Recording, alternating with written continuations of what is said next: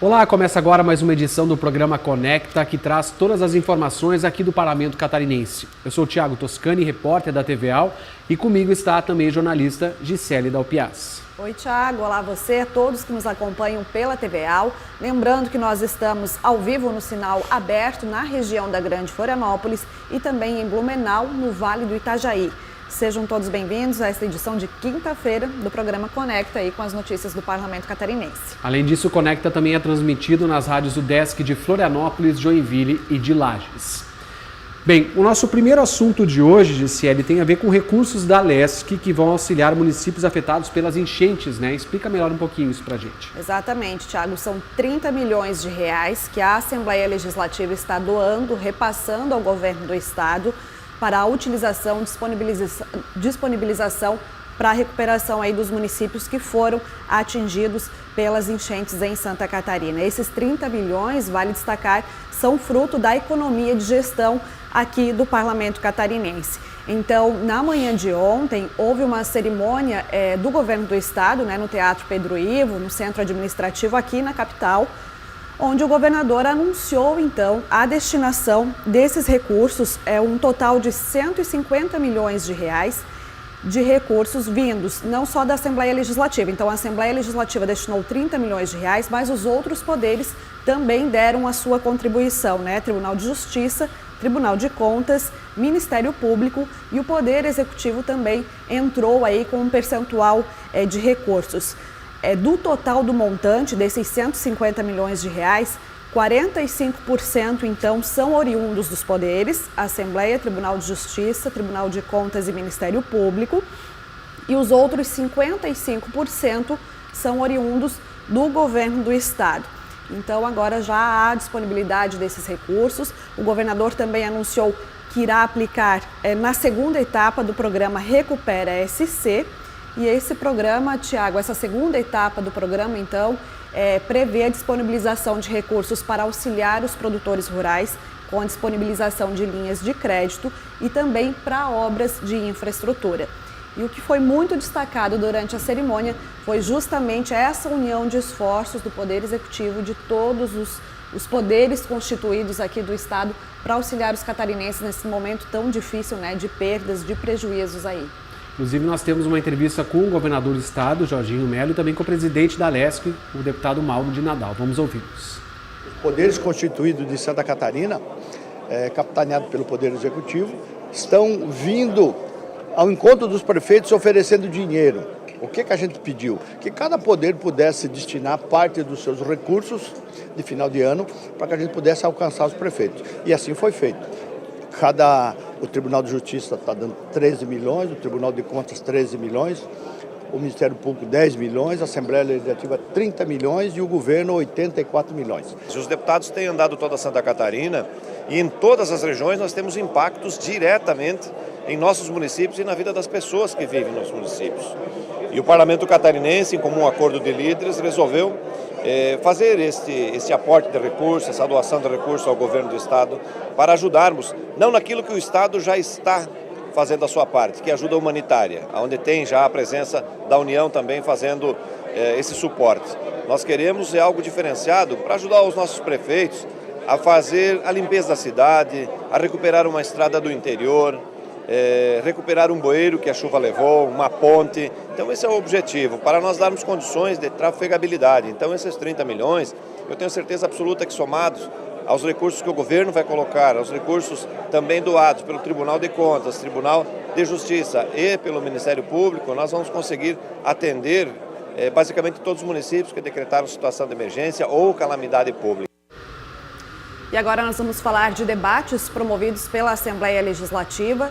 Na noite de ontem, a Comissão de Turismo e Meio Ambiente do Parlamento, que é presidida pelo deputado Marquito, do PSOL, promoveu uma audiência pública para discutir os impactos ambientais e urbanos que podem ser provocados com a instalação de um emissário da Casan no bairro Saco dos Limões, que fica aqui na capital do estado. O deputado Marquito falou sobre a importância desse debate, né, e sobre as principais preocupações aí da comunidade que participou então dessa discussão promovida pelo colegiado na noite de ontem aqui em Florianópolis. Vamos ouvir o que disse o parlamentar. E a gente está aqui com o intuito de colaborar e principalmente, né, de encontrar caminhos onde a gente consiga garantir, né, a segurança desse empreendimento, garantir especialmente a escuta e a voz da comunidade. As manifestações, na sua maioria, ou quase na sua unanimidade, ou na unanimidade, foram contrárias a esse empreendimento aqui no bairro do Saco dos Limões. E eu queria deixar isso também como uma declaração da audiência pública. Eu quero saber se estão todos de acordo. Se estão todos de acordo, a gente dá por encerrada esta... Todos de acordo? Bem, a gente continua falando de audiências públicas, porque teve uma audiência pública também essa semana aqui na Alesc, que debateu o cancelamento do calendário esportivo estadual e as suas consequências, digamos assim, né? O que exatamente debateu essa discussão? Exatamente. Esse debate promovido pela Comissão de Esporte e Lazer, recém-criada aqui na Assembleia Legislativa e que trata exclusivamente, então, de pautas relacionadas à atividade desportiva em Santa Catarina. Então, ontem, o presidente do colegiado, o deputado Fernando Krelin, ouviu o presidente da FESPORT sobre a possibilidade da retomada de competições esportivas aqui em Santa Catarina, tendo em vista que foram cancelados o JASC e os Parajasc em virtude das condições climáticas, né, do alto volume de chuvas que ocasionaram as cheias, né, nos municípios catarinenses. Então, o que o presidente da FESPORT argumentou é que existe ainda essa preocupação com o transporte dos atletas, dos competidores, e também argumentou o presidente da FESPORT que ele está seguindo a orientação da Defesa Civil do Estado e da Secretaria de Infraestrutura, né, Thiago, com relação a esses problemas aí no deslocamento dos atletas. No entanto, no debate, o deputado Fernando Krelin, ele reconheceu, né, que precisa haver essa preocupação, esse cuidado com a segurança dos atletas, mas cogitou a possibilidade de retomada de algumas competições menores, como, por exemplo, o Moleque Bom de Bola e o Dança Catarina, né, que seriam competições que não iam demandar tanto deslocamento aí de atletas. E aí, ao final, o deputado pediu, então, que o presidente da FESPORT fizesse um estudo para avaliar a possibilidade de retomada aí dessas atividades, lógico que preservando também, né, essa questão da segurança aí de todos os atletas e competidores. E claro que nossa equipe também conversou com o Fernando Krelin, um deputado do MDB, e também com o Paulo André da Silva, que é presidente da FESPORT. Vamos ouvir o que eles disseram. Estamos seguindo todo um processo da Defesa Civil. Nós ponderamos todas as questões de vias, de cheias, né? Então, quanto a esse processo climático, não tem o que discutir. Então, a gente foi orientado para que não fizesse nenhuma ação em relação todas essas catástrofes climáticas. Então, quer dizer, infelizmente, ficamos amarrados em relação a isso. O cancelamento dos Jogos Abertos de Santa Catarina, a principal competição do estado no ano, nós temos o cancelamento do Parajasc, o cancelamento do Moleque Bom de Bola e da etapa do Dança Catarina, que é realmente um evento onde as escolas se organizam, compram materiais, uniformes e chega no momento da competição não tem. Então a nossa preocupação é essa, que a gente consiga fazer audiência pública, a FESPORT consiga dar sim um encaminhamento, um caminho para que a gente consiga salvar o calendário esportivo nesse ano, automaticamente salvando as modalidades esportivas e principalmente a prestação de conta dos atletas que ganham Bolsa Atleta nos seus municípios. Se eles não competirem, não tem como cumprir, né, as exigências do edital do Bolsa Atleta. Automaticamente, quando a gente não tem competição no ano anterior, automaticamente os municípios no ano seguinte diminuem o orçamento do esporte. Bem, mudando de assunto, o Lucas Diniz já está aqui com a gente e vai trazer aqui no Conecta os destaques das redes sociais. Seja muito bem-vindo, Lucas. Olá, Thiago. Olá, Gi. Oi, Lucas. Olá, vocês que nos acompanham. Então, o nosso destaque dos deputados de hoje vai ficar com a deputada Luciane Carminati. A deputada Luciane Carminati fez uma postagem nas redes sociais dela aí, celebrando a decisão do TSE, que decide que a segurança armada nas escolas não pode ser paga com verba de educação. Então, segundo a deputada, verba da educação é para a educação. Esse recurso, no caso, então, viria de outras fontes, como, por exemplo, da segurança pública. Para conhecer o trabalho da deputada Luciane Carminati e de todos os outros deputados aqui, no caso hoje da deputada Luciane Carminati, eu convido você a seguir ela no Instagram, que é a lu.carminati.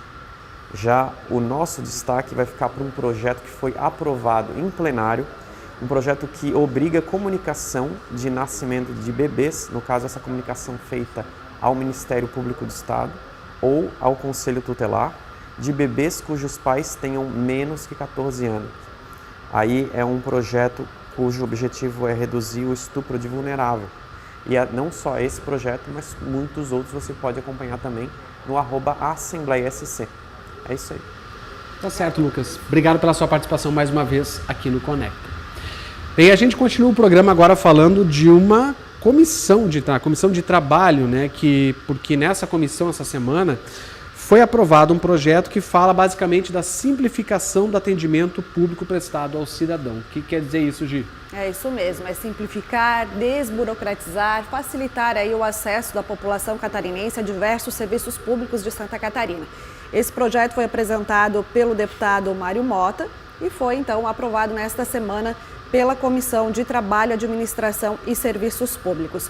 Essa proposta, ela altera uma lei de 2011 e que trata, portanto, da simplificação no atendimento público prestado aos cidadãos e cria, em Santa Catarina, a Carta Estadual de Serviços ao Cidadão.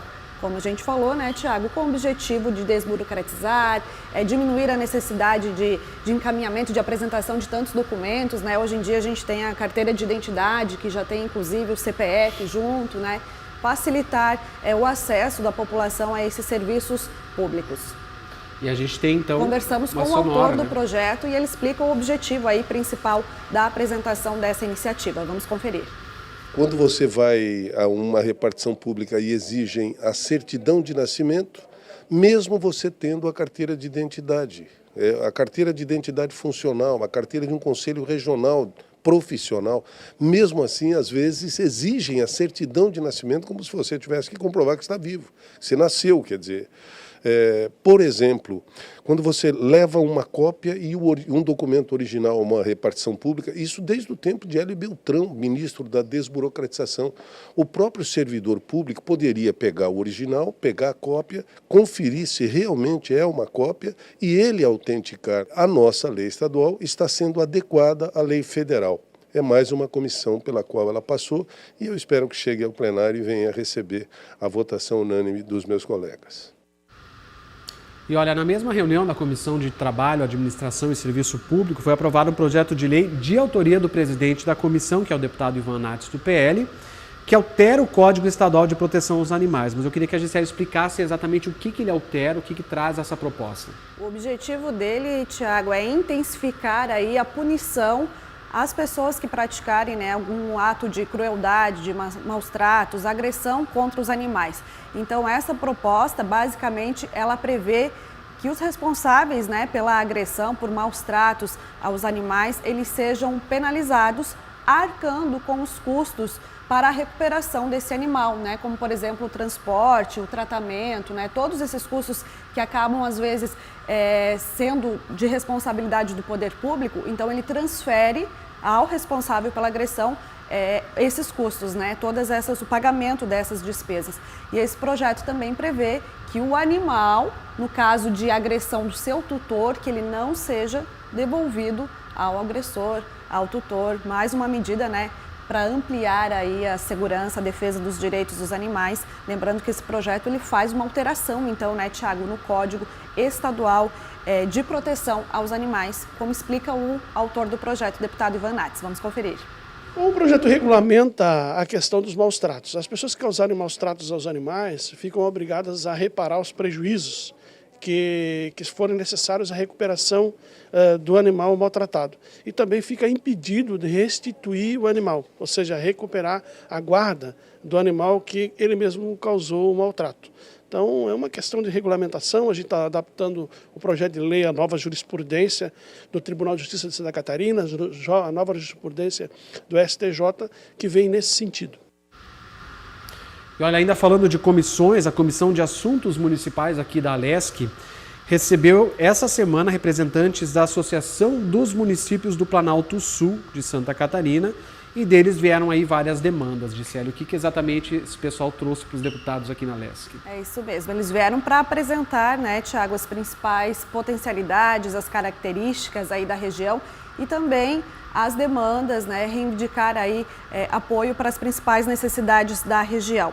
Lembrando que essa reunião é mais uma promovida pela Comissão de Assuntos Municipais, que é presidida pelo deputado Thiago Zilli, com a oitiva, né, com um convite a representantes aí de associações municipais para virem então apresentar as suas regiões. O objetivo do deputado Thiago é traçar aí um diagnóstico, conhecer de perto a realidade dos municípios, já que a própria comissão trata especificamente disso, né, de assuntos municipais. Então, dessa vez, houve a participação dos representantes da Amplask, que contempla os municípios de Abdom Batista, Brunópolis, Campos Novos, Celso Ramos, Monte Carlo, Vargem e Zorteia, abrangendo cerca de 60 mil habitantes. Essa, se eu não me engano, é uma das menores associações municipais aqui de Santa Catarina, mas uma associação, são municípios bem atuantes, principalmente para a economia do estado, com a produção significativa de grãos aqui em Santa Catarina.